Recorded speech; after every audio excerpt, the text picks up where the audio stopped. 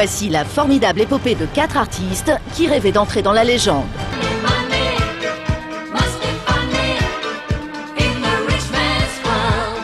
Chaque année, ABBA vend encore 3 millions d'albums à travers le monde.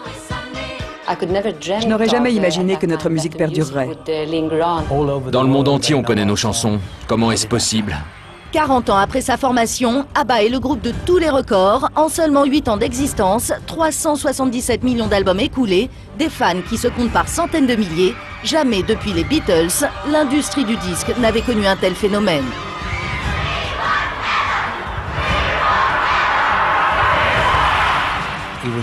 Partout où nous allions, c'était la folie. Derrière la gloire et les paillettes, l'incroyable ambition de 4 jeunes Suédois déterminés à conquérir les sommets des hit-parades. Oublions les tournées, oublions les choses inutiles. Concentrons-nous sur l'écriture. Écrivons, écrivons encore et encore. Il y avait des tensions. Parfois, ça bardait en studio. Ils poussaient les filles dans leur retranchement. Exigence, volonté, amour, comment ces 2 couples mariés ont-ils réussi à concilier carrière et vie sentimentale? On essaye de préserver notre vie privée autant que possible. Pourquoi leurs rapports avec la presse ont-ils été si souvent compliqués? Nous avons des sentiments comme tout le monde. Ça nous blesse quand on nous attaque. Comment leur prodigieux succès a-t-il fini par dépasser le groupe? Si nous avions pu ralentir le rythme, ABBA aurait pu continuer 50 plus. J'aurais préféré que cela se passe comme ça. Voici la formidable épopée de 4 artistes qui rêvaient d'entrer dans la légende.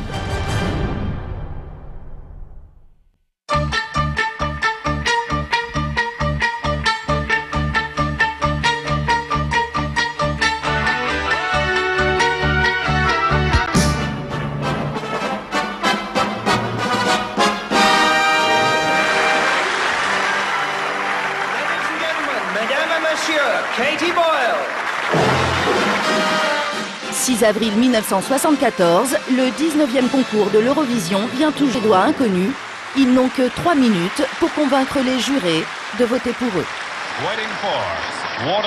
Look flashy, paroles en anglais. Comparé aux autres candidats de l'Eurovision, ABBA sort du lot. On a tout fait pour se faire remarquer. À commencer par le choix de notre chanson. Waterloo, ce n'était pas vraiment une chanson pour l'Eurovision, c'était plutôt du rock. Le style musical de l'Eurovision, c'était soit des chansons très inspirées du folklore du pays,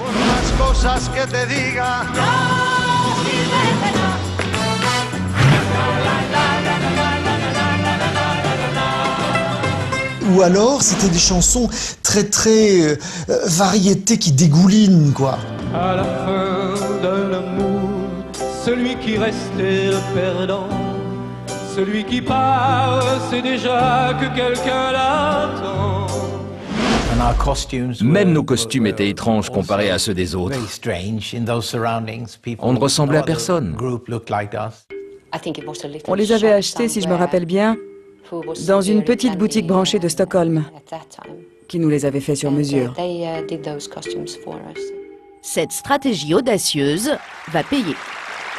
Eurovision 1974, c'est Waterloo, la Suède avec Waterloo, chanté par ABBA. En 1973-74, pour des Suédois, l'Eurovision était le seul moyen d'atteindre le marché international.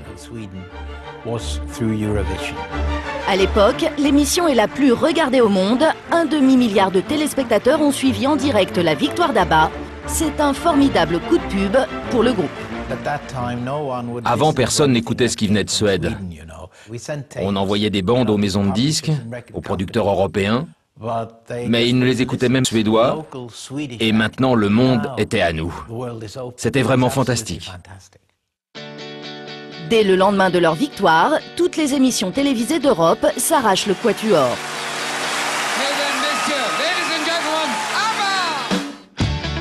En quelques semaines, Waterloo devient un tube. Classé en tête des ventes dans 14 pays, la chanson s'écoule à 7 millions d'exemplaires.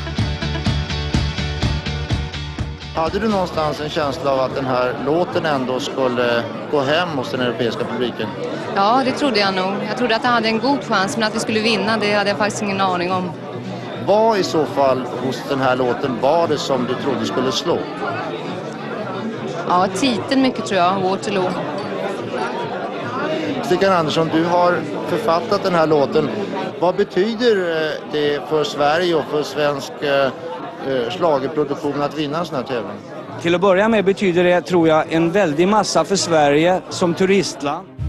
L'homme qui se cache derrière ce coup de maître, c'est lui, Stig Andersson, alias Stig. C'est le producteur du groupe, le 5e membre d'ABBA. Stig avait convaincu les 4 ABBA que l'Eurovision était le meilleur tremplin pour se faire connaître très rapidement, instantanément partout. Donc il met en place un énorme plan promotionnel. Quelques semaines avant le concours, il fait le tour des capitales européennes, il va dans les maisons de disques et il signe des contrats pour que le disque soit en place le lendemain du concours Eurovision, le lendemain. En produktutveckling eller vad det kallas på fint språk. Stickan hade nämligen, och vad jag ska förklara för er, innan Brighton, innan Waterloo, så hade han utgått ifrån, oavsett vad som skulle hända, att om vi vinner så måste det vara så organiserat. Och så var det klart innan.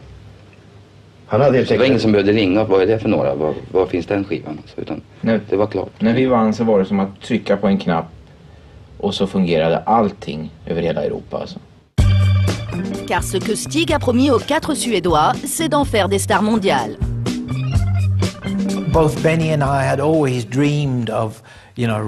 Benny et moi rêvions depuis toujours de devenir des pop stars internationales. Les Beatles étaient comme des dieux pour nous. Ce sont eux qui nous ont donné cette envie d'écrire des chansons. Si Björn et Benny rêvent de renommée en dehors de leurs frontières, c'est que chez eux, il n'y a plus rien à conquérir. En Suède, ce sont des stars depuis près d'une décennie, depuis l'adolescence.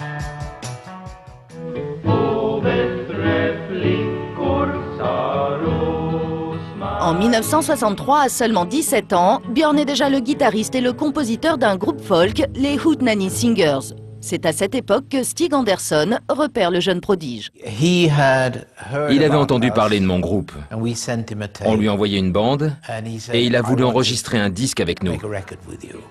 Stig était un compositeur célèbre, mais également un producteur influent. Stig va faire de Björn et de son groupe les idoles des jeunes Suédoises en tête du hit parade nationale pendant 10 ans. Leurs principaux concurrents sont alors les Hepstars, un groupe pop surnommé les Beatles suédois, dans lequel joue Benny. Chacun de leurs titres est un tube qui se vend à des centaines de milliers d'exemplaires. À l'époque, dans le pays, on parle même de Hepstarmania.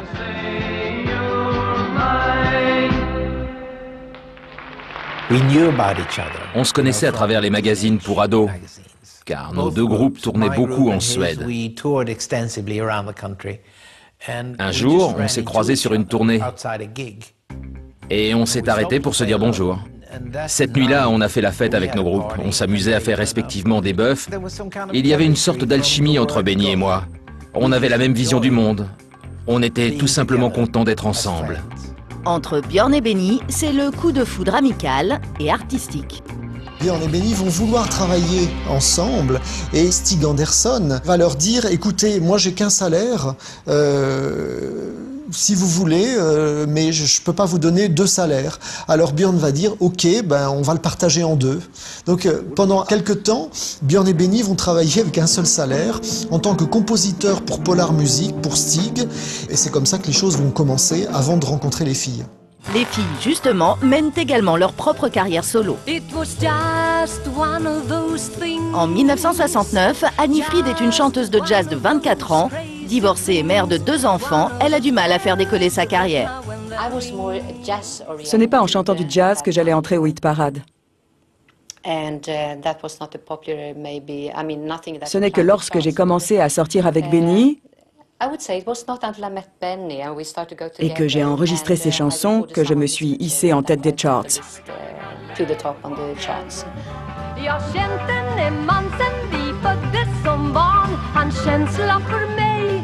Fou amoureux, Benny lui écrit son premier album, tout simplement intitulé Frida. Le couple ne se quitte plus. Quant à Agneta, avec son physique de jeune première, c'est la coqueluche du public suédois depuis qu'elle a 17 ans. Le 4 mai 1969, Agneta est l'invitée vedette d'une émission de variété suédoise. Björn fait également... Björn et Agneta emménagent ensemble dès le lendemain de l'émission. Quelques mois plus tard, ils convolent en juste noces. En 1970, ils sont partis tous les quatre en vacances à Chypre et ils ont emmené leur guitare et puis ils se sont mis à chanter tous les quatre. Björn et Benny se sont rendus compte que les voix des filles, qui sont légèrement différentes, se mariaient parfaitement et donnaient un son intéressant. Et ils se sont dit, il va falloir qu'on enregistre à quatre. Ce sera chose faite avec People Need Love qui sort en 1972. C'est la toute première chanson enregistrée par le Quatuor.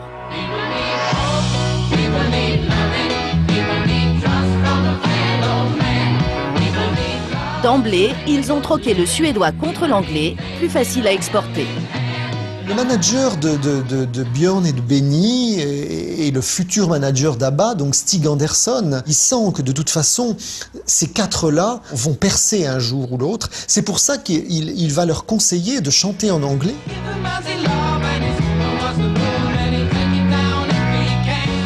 C'est Björn, le plus doué pour les langues, qui coach les autres membres du groupe. On faisait de notre mieux, mais on n'arrivait pas à se débarrasser de notre pointe d'accent scandinave. En fait, je crois que c'est ça qui nous donnait ce petit côté exotique pour les anglo-saxons.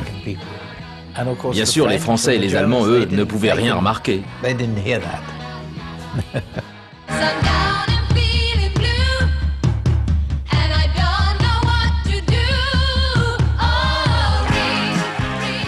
Leur titre suivant, Ring Ring, connaît un succès d'estime à l'étranger et très vite le groupe comprend qu'il va leur falloir un vrai nom de scène.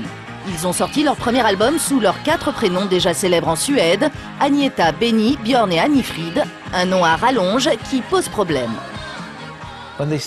Quand on a commencé à programmer nos chansons à la radio, les gens disaient que le nom de notre groupe était long et compliqué à retenir.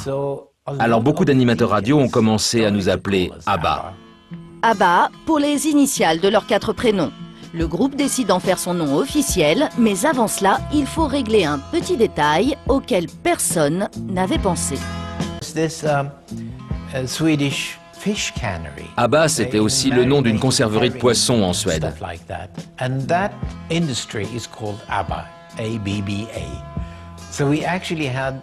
Alors on a dû se mettre en relation avec eux pour pouvoir utiliser ce nom. Ils nous ont répondu que nous pouvions utiliser le nom ABBA tant qu'on ne se lançait pas dans la conserve de poissons. Une promesse que les Suédois n'auront pas de mal à tenir. C'est sous le nom d'ABBA qu'ils enregistrent Waterloo, le triomphe surprise de l'Eurovision. Galvanisé par ce succès fulgurant, le groupe décide de sortir dans la foulée un album écrit et enregistré en quelques mois. C'est la douche froide, leur première chanson Honey Honey, extraite de l'album, est un flop. Un single aux paroles plutôt osées qui ne séduit pas le public.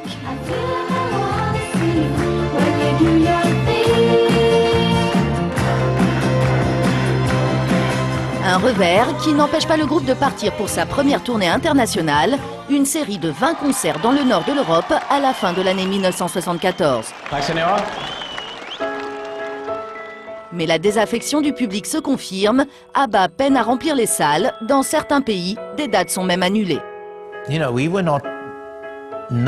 On n'était pas assez connus. Pour faire une tournée et monter sur scène, vous devez avoir plus qu'un tube. C'était trop tôt pour nous de faire cette tournée. ABBA semble incapable de réitérer le succès de Waterloo. La critique se disait, mais ils survivront pas au concours Eurovision, donc on ne les reverra plus. Tout le monde avait décidé que nous étions le groupe d'un seul tube. Ils disaient qu'on avait gagné l'Eurovision et qu'il n'y aurait pas de suite à cela. Une humiliation dont le groupe va tout de suite tirer la leçon. On savait qu'on était capable de revenir. Alors on est reparti composer, composer encore et encore, jusqu'à ce que nous ayons trouvé quelque chose de vraiment bon. Oublions les tournées et les choses inutiles. Concentrons-nous sur l'écriture.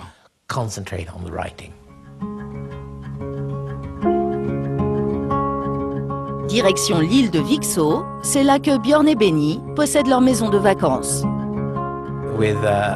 Avec Agneta, nous avions acheté une petite maison sur cette île au large de Stockholm. Il y avait un cottage avec cette propriété, plus haut sur la montagne surplombant l'archipel et la mer. C'est dans ce cottage que Benny et moi avions l'habitude d'écrire nos chansons. C'était un endroit formidable pour composer, car on avait nos familles avec nous. On pouvait travailler pendant que les femmes se relaxaient avec les enfants. Här är det alltså. Här är Abbas musikverkstad. Det måste man inte åtminstone ha notpapper och penna när man skriver musik? Nej, det är inte nödvändigt. I vårt fall i alla fall. Hur gör ni då? Ja, det är ju frågan om att ha en melodi som... Vad vi gör här, det är nästan mer att vi gör melodier som man ska kunna ha kvar i huvudet, va? Kan man inte ha kvar i huvudet så är det förmodligen inte speciellt bra. Pas de crayon ni de partition, Benny et Björn ne savent pas écrire une seule note de musique, ils composent tout à l'oreille.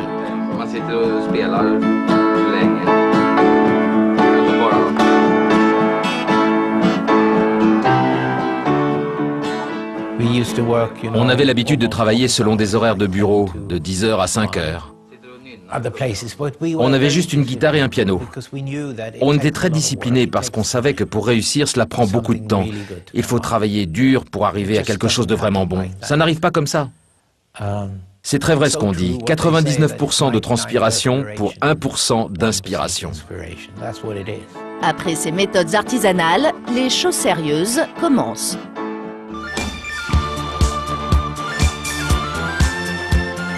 Dès qu'ils ont 3 chansons en tête, Benny et Björn se rendent dans leur studio de Stockholm pour les enregistrer avec leurs musiciens. Puis ils retravaillent le résultat à l'infini, à la recherche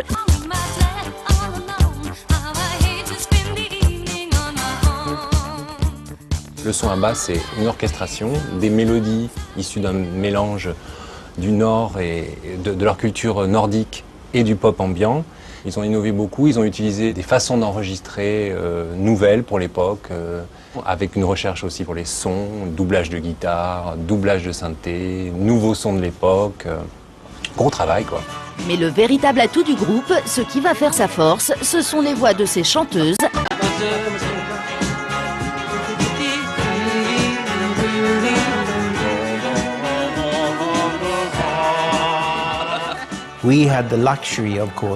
On avait le luxe d'avoir ces 2 chanteuses. Frida était mezzo et pouvait chanter très bas. Agneta, elle, était une pure soprano. Entre les deux, on avait énormément de possibilités.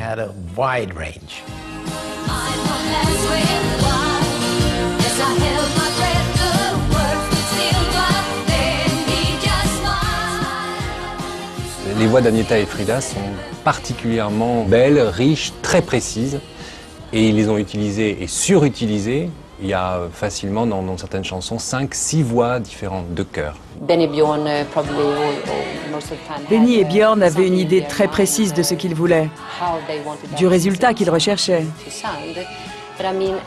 Mais quand ils ajoutaient nos voix enregistrées en studio, cela pouvait influencer le sens de la chanson.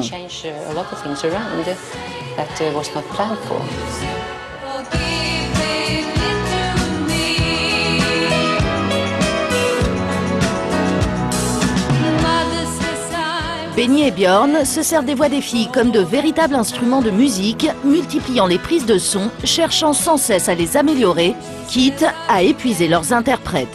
Parfois ça bardait en studio, parce qu'ils disaient, bon, là vous voyez les filles c'est pas mal, mais vous allez me la refaire un octave au-dessus, un petit peu plus haut là. Ok, et puis bon, elle s'exécutait, tout ça. Oui, bon, et si on essayait encore un peu plus haut et On pense qu'elles sont faciles à interpréter. Mais une fois qu'on s'y essaie, on s'aperçoit que ce n'est pas du tout le cas. Le perfectionnisme de Benny et Björn va porter ses fruits. Un an après le fiasco de leur premier album, leur second opus, tout simplement intitulé ABBA, est enfin prêt. Et cette fois-ci, pas question de tournée mal préparée, les 4 Suédois ont trouvé un moyen original et efficace de promouvoir leur musique. On recevait des invitations incessantes de la part des Australiens.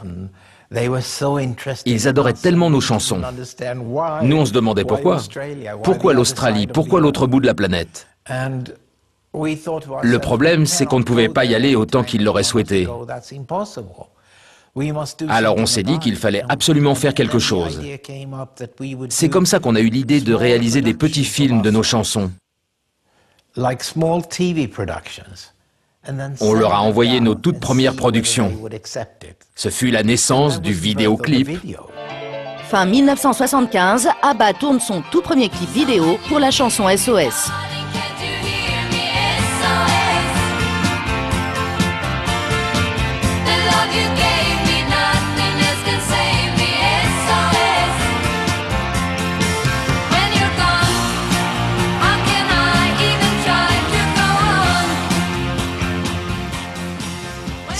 On a fait ces clips avec le réalisateur Lasse Hallström. À cette époque, il travaillait pour la télé.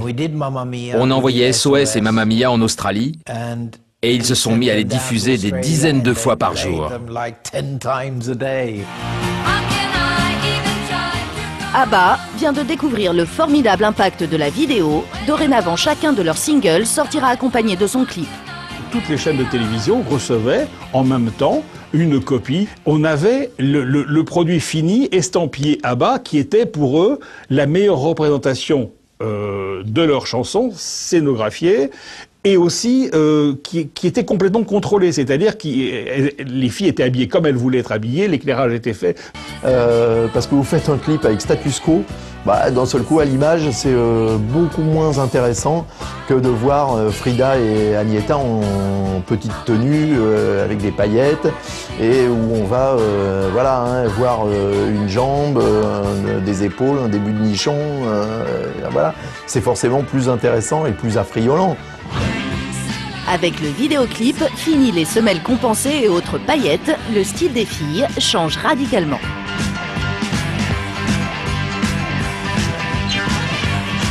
Les tenues de scène deviennent plus sexy, une demande express de Stig au styliste du groupe.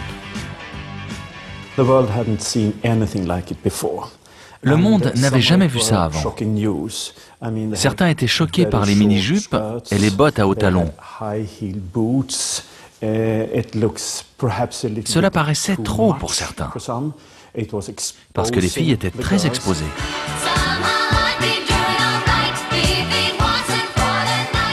Avec ses tenues plus sexy, ABBA s'offre un joli coup de pub. Dans la presse, Frida et Agnetha deviennent l'objet de tous les fantasmes.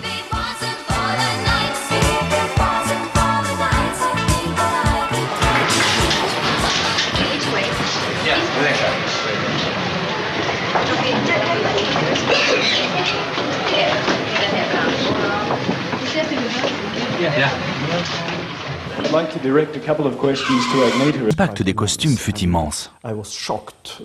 Ça m'a vraiment surpris quand le producteur Stig Andersson m'a appelé un jour pour me faire remarquer que les journalistes écrivaient plus sur les fesses d'Agnetha que sur la chanson Mamma Mia.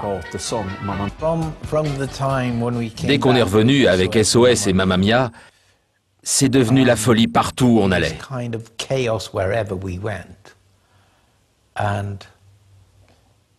Quand je repense à cette période, tout se mélange dans ma tête. Où que l'on aille, la foule se pressait.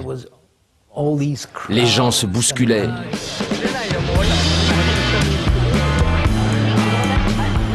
Plus rien ne semble pouvoir arrêter l'ascension du groupe. Chacune de leurs nouvelles chansons se classe en tête des charts. Les murs de leur maison de disques à Stockholm sont couverts de récompenses. Sålt 800 000 i Australien, 450 000 i England, 300 000 i Tyskland, etc. Si Stig Andersson est si fier des ventes internationales du dernier album, c'est qu'il a réussi à faire d'ABBA une machine à tubes parfaitement huilée. ABBA a tout soigné. La chorégraphie, les costumes, la musique, leur son, leur écriture. Et donc, c'était un concept ABBA.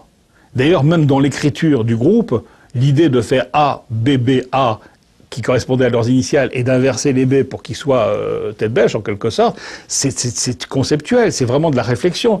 Le logo officiel ABBA, avec le B à l'envers, au départ, il a vu le jour grâce à Stig. Parce que chaque pays créait son logo avec une typo différente, ça partait dans tous les sens.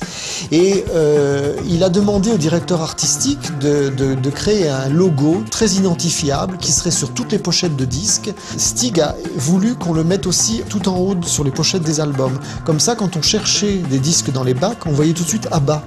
C'était aussi une technique de marketing. Fabulous new album by ABBA. Great hits like Dancing Queen and Money, Money, Money. Plus their latest chartbuster, Arrival, It's Too Big to Miss. En 1976, pour le lancement de ce troisième album en Angleterre, ABBA ne se déplace plus qu'en hélico, arborant leur nouveau logo. Ils enchaînent les conférences de presse et les plateaux télé. Tout a été orchestré au millimètre près. Ils sont pris en main à l'échelon planétaire dans des programmes qui sont hyper intelligemment conçus pour leur faire un maximum de promotion en un minimum de temps. Donc ils vont à l'utilité. Ils arrivent, parce qu'ils sont impeccablement professionnels, ils sont parfaits, ils arrivent à la dernière minute, et bien souvent, ils font un playback, ils le connaissent. Donc ils connaissent leur chorégraphie, ils connaissent leur playback, ils s'en amusent pendant quelques minutes.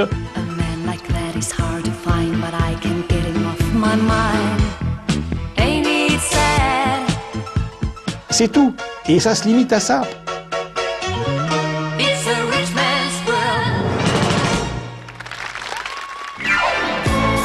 La presse musicale est de plus en plus agacée par le succès phénoménal d'ABBA. Elle leur reproche d'être un groupe commercial avant d'être des artistes. Ni sysslar inte med att producera en produkt för försäljning? Nej, ja, det blir ju det naturligtvis. Men det ordet läggs alltid in på något vis. Intervjuare, va? Journalister och så vidare. De flesta har väldigt svårt att förstå att vi gör någonting som vi själva tycker om. Att vi gör det för vår egen skull. Vi snackade om det tidigare, va? Att vi har haft turen att få göra det. Precis som vi själva vill ha det. För det här tycker vi om. Vi tycker det här är bra musik. Les journalistes musicaux ne nous ont jamais vraiment pris au sérieux. Ils pensaient que nos chansons étaient trop simples, trop mièvres. ABBA produit une musique mielleuse et écœurante, dans le seul but de gagner de l'argent. Le groupe insulte son public avec des prestations scéniques gênantes. Les mélodies sont désespérément ordinaires, c'est tellement mauvais que ça en est douloureux. Le point faible d'ABBA, les textes. Ils sont presque tous désolants dans les sentiments et dans les idées. Les critiques de la presse musicale sont assassines, rien ne trouve grâce à leurs yeux. À l'époque, on est dans le culte, notamment de la musique live, du musicien, des solos de guitare, de la compétence musicale, ou avec l'arrivée des punks, de l'énergie et puis du discours contestataire et révolutionnaire. Alors évidemment, ABBA, dans cette presse-là, c'est pas un groupe de rock, donc c'est pas pour eux. Donc ils sont rejetés vers les magazines voilà, adolescents dans lesquels il y a les photos, qu'est-ce que vous préférez manger, où est-ce que vous allez passer vos vacances, c'est quoi la couleur de vos yeux, et voilà. À l'image de cette émission pour la jeunesse, Benny et Björn sont en Angleterre, ils répondent par téléphone à leurs plus jeunes fans. Hello? Hello. Hello, I'd like to ask you, do you ever have time to do any hobbies? If so, what are they? And personally, I like to read. I like to have some time with my children.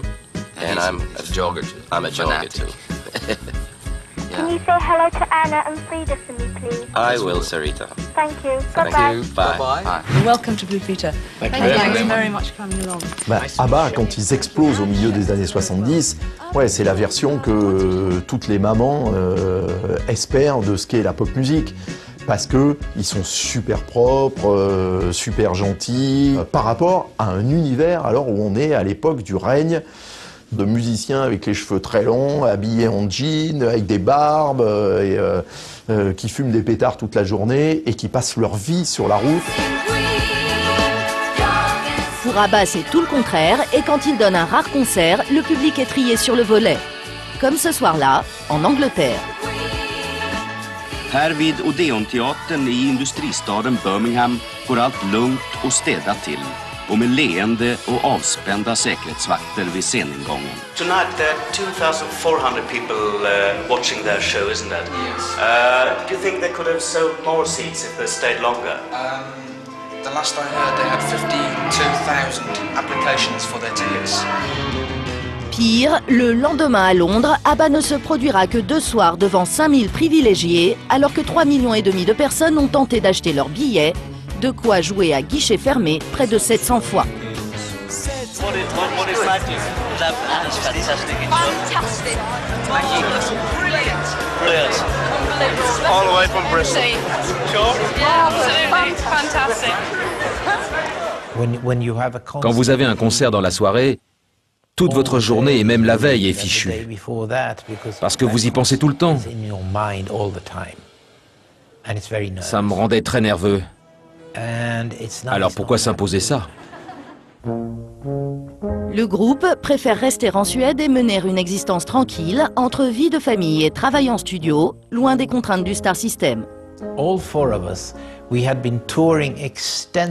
avait fait tellement de tournées dans les 10 années qui ont précédé la formation du groupe. On l'avait fait tellement de fois que vraiment, ça nous intéressait plus. Un mépris des fans qui va finir par se retourner contre ABBA.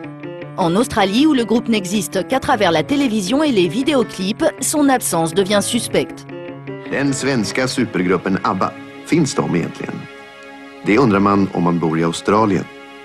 Där tror vissa att de som egentligen spelar in ABBAs musik är för fula för att visas och att de har engagerat 4 vackra svenska ungdomar att spela ABBA.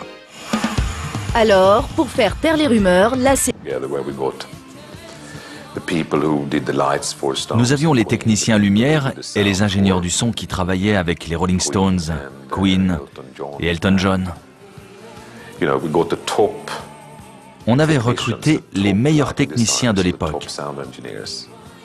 C'était important pour ABBA d'avoir les meilleurs.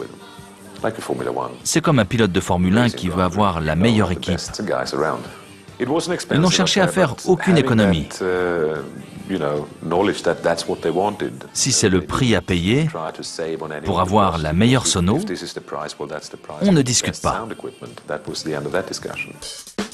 Comme pour se faire pardonner leurs années d'absence, le groupe accepte de ne faire aucun bénéfice avec cette tournée.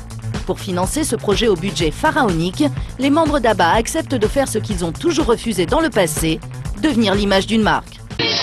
National can play your favorite ABBA records, help keep your house in order, or get your day started right. Whatever you're looking for. Ils tournent ce spot publicitaire pour une société d'électroménager japonaise, diffusée uniquement en Australie. Remember this whenever you see their name. National, just slightly ahead of our time. Ladies and gentlemen, in a few moments we will be landing.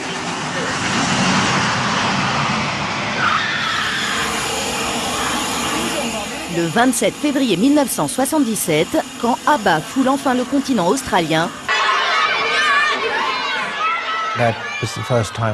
c'était la première fois qu'on se produisait sur le sol australien. Où qu'on aille à l'époque, l'accueil était fantastique. Mais là, c'était vraiment... Australie, là, il a été comparable à la Beatlemania. On l'a appelé d'ailleurs la ABBA-mania. Ce genre d'hystérie n'arrive pas souvent. Peu de groupes ont vécu ça.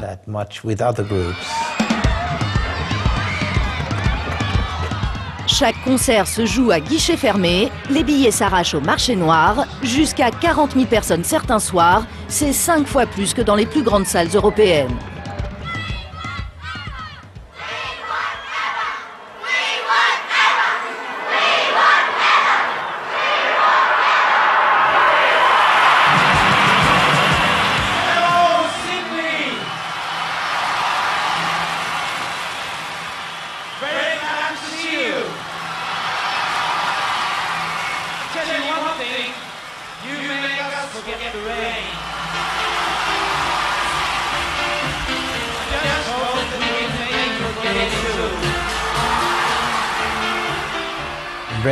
Il pleut très rarement en Australie, mais quand on y était, il a plu tous les jours. Un soir, il pleuvait comme d'habitude, et tout à coup, 35 000 parapluies se sont ouverts en même temps. C'était magnifique.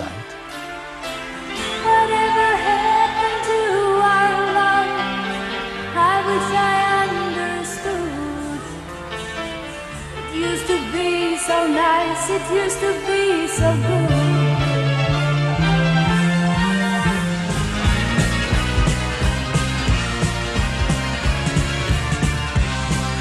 2 heures de show, 22 chansons, c'est une véritable performance physique. Agnetha, Frida, Björn et Benny ont répété durant des semaines tous leurs numéros.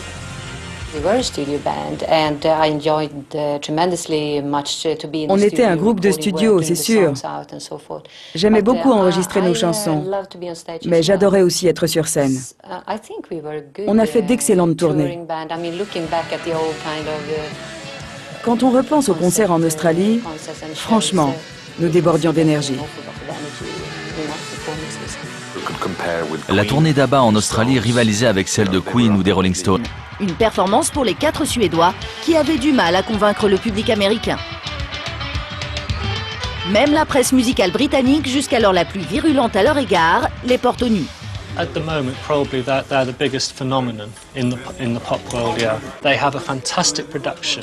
They have an incredible sound, and really, there's a bland level of music that comes over on the radio, and ABBA have found a way to get over and above that, and to really drive deep like a sledgehammer into your brain. En seulement 5 ans, ABBA a tout conquis. Le Quatuor décide de lever le pied, d'autant qu'Agnetha tombe enceinte de son 2e enfant. De retour en Suède, c'est l'occasion pour les 2 couples de passer plus de temps en famille sur leur île de Vixö. Benny et Björn se mettent à l'écriture du prochain album. Au cours de l'année 1977, les apparitions publiques d'ABBA se font rares. En manque de scoop, la presse va se déchaîner. À partir de 1977, c'est vrai que quand le groupe fait une pause, la presse n'a plus grand-chose à se mettre sous la dent. Donc on va commencer à spéculer sur l'aspect financier, sur l'empire Polar Music. Polar Music étant la maison de disques du groupe. Les journalistes écrivaient qu'on se faisait payer en pétrole quand on vendait nos disques en URSS. Mais c'était complètement faux. Har glömt bort, eller de som skriver om det här har glömt bort var det en gång började. Och att de här pengarna som det skrivs så mycket om skulle aldrig ha kommit in om inte den kreativa sidan hade funnits. Och det är ju det är. Det är det det handlar om för mig och för oss allihopa. Att vi är 4 vanliga människor som jobbar med någonting som vi har haft turen och lyckan att lyckats i. Som vi dessutom tycker så vansinnigt mycket om. Tout ce qui intéressait les journalistes, c'était l'argent qu'on pouvait gagner. Ça devenait lassant et frustrant. Och vi har känslor och vi blir sårade om vi blir påhoppade varenda gång och det bara blir snack om pengar. För vi är stolta över det vi presterar. Och det är det som vi vill ska komma fram. Och det är det vi vill prata om. Inte pengar. Et puis, ça va aller jusqu'à des choses beaucoup plus privées. La presse va dire Agnetha et Frida ne s'entendent pas, elles s'entendent comme chien et chat, elles se tapent dessus avec des disques d'or, l'une est jalouse de l'autre.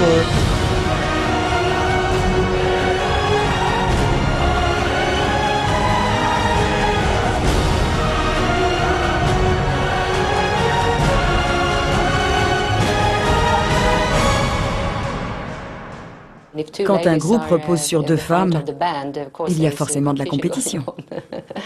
Au départ, Frida riait beaucoup de ces rumeurs, elle n'attachait pas beaucoup d'importance à tout ça, alors qu'Agnetha était affectée dès le départ par ce qui pouvait s'écrire dans les tabloïds.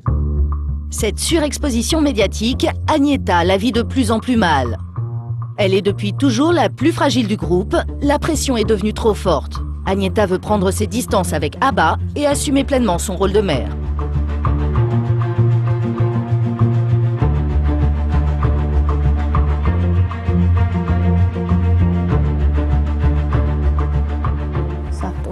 J'avais 2 enfants en bas âge.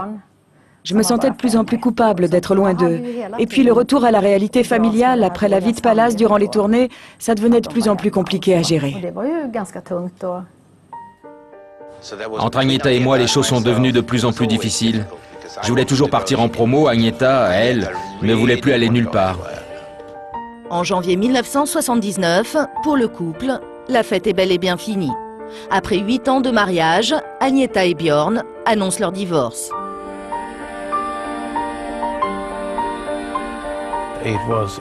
Nous avons décidé de divorcer d'un commun accord. On avait évolué différemment.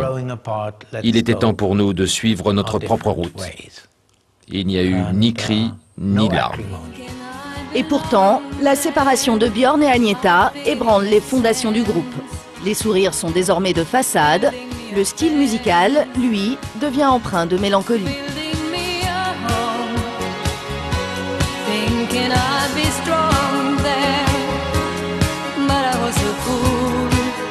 Il fait chanter à son ex-femme une chanson sur le divorce, la séparation, la rivale qui est en face. C'est ça, quoi, le The Winner Takes It All, c'est le vainqueur rafle tout.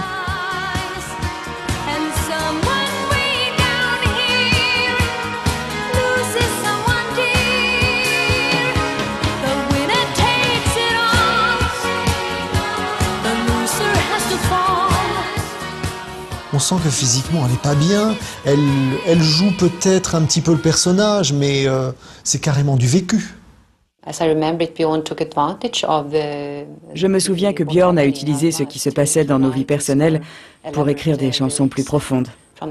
Voilà, c'est un divorce à l'amiable, le groupe va continuer, pas de problème, mais derrière tout ça, on a une femme qui est blessée dans sa vie de femme, parce qu'apparemment c'est Björn qui a quitté le foyer. Quelques mois après le divorce de Björn et Agnetha, le groupe repart en tournée à l'autre bout du monde. Après les États-Unis, ABBA est au Japon. Agnetha doit supporter la présence de la nouvelle compagne de Björn, Lena, qui n'est autre que son ancienne meilleure amie.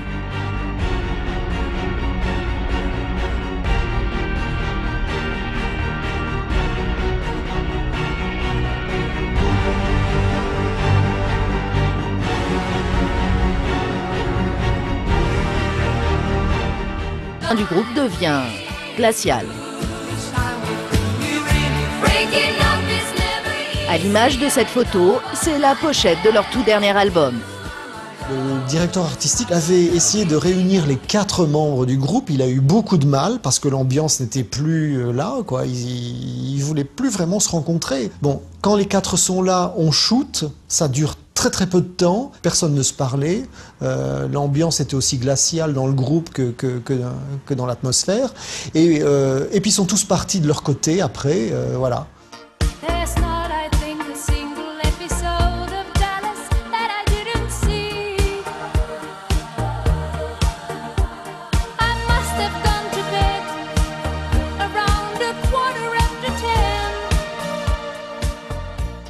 On ne prenait plus aucun plaisir lors de l'enregistrement de notre dernier album. Tout était devenu très difficile depuis que nous avions divorcé. Le dernier clip d'ABBA au titre évocateur, When All Is Said and Done, quand tout a été dit et fait, ne laisse plus aucun doute sur les intentions futures de Björn, Agnetha, Benny et Frida. Pour ne pas se croiser, les membres du groupe ont tourné leur scène, chacun de leur côté.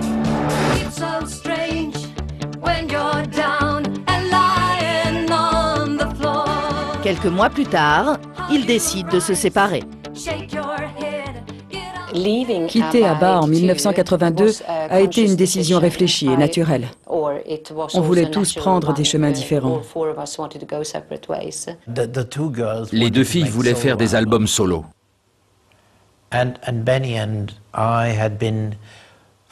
Benny et moi, on avait en tête d'écrire une comédie musicale. Alors on s'est dit, faisons un break. Faites vos albums. Benny et moi, on fait notre comédie musicale. Après, on reviendra ensemble. Mais ce n'est jamais arrivé. Nous sommes le groupe qui n'est jamais revenu.